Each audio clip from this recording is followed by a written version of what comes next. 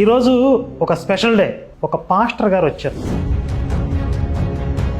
ఈయన సుమారుగా ఒక 20 నుండి 25 సంవత్సరాల పాటు పాస్టర్గా బోధించారు. 2 చర్చిలు ఉన్నాయి, 500 మంది విశ్వాసులు ఉన్నారు. మరి వీటన్నింటినీ కూడా కాదనుకుని ఇదంతా అసత్యం అని తెలుసుకుని ఇప్పుడు హిందుత్వంలోకి వచ్చేసారు. నమస్తే పాస్టర్ గారు.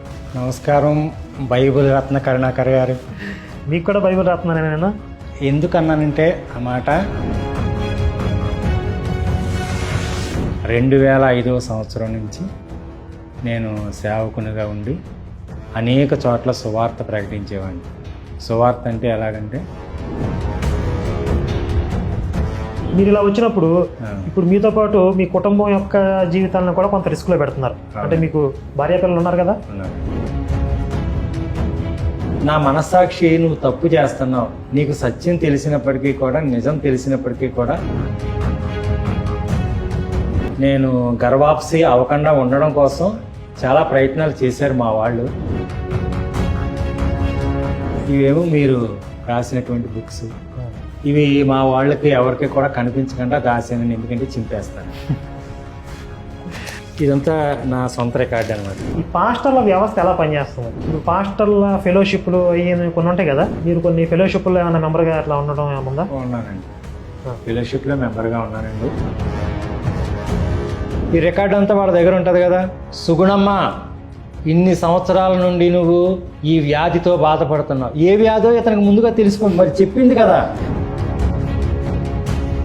మీ చర్చ్ పేరు ఏంటి? మా చర్చి పేరు ఇమ్మానుయేల్ చర్చ్. మీకు ఇన్కమ్ ఎంత వచ్చేది 2 చర్చిలు కదా? నాకు జ్ఞానోదయం అయ్యింది కాబట్టి నేను అందులోకి వెళ్తున్నాను. మరి ఇక నుంచి నేను మీకు ఈ అబద్ధాన్ని బోధించలేనని చెప్తాను. అది దీన్ని చూడాలని పదే పదే చూసినటువంటి వీడియో అండి అది.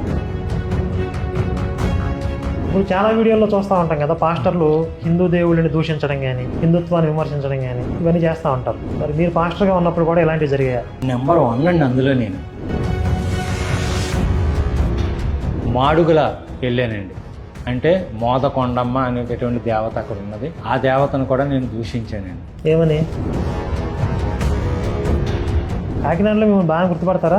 కాకినాడ, సామర్లకోట, రాజమండ్రి, జగ్గంపేట, ఏలేశ్వరం ఆ పరిసర ప్రాంతాలు ఇంచుమించు ఒక 150-200 గ్రామాల వరకు నన్ను గుర్తుపడతారు.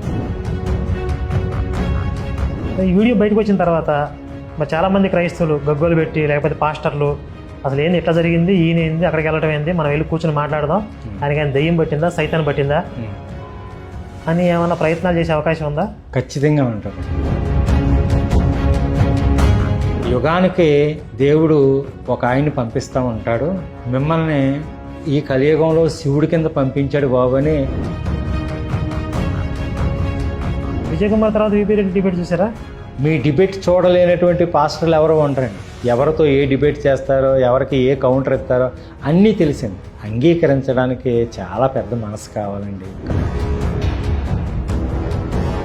సరే, ఇప్పుడు బయటకు వచ్చిన తర్వాత మీ భవిష్యత్తు ఎలా ఉండాలి, ఏం చేద్దాం అనుకుంటున్నారు? మీకు అసిస్టెంట్ పాస్టర్గా ఈ సంస్థలోనే పనిచేయాలనేటటువంటి ఉద్దేశం కలిగి ఉన్నాను.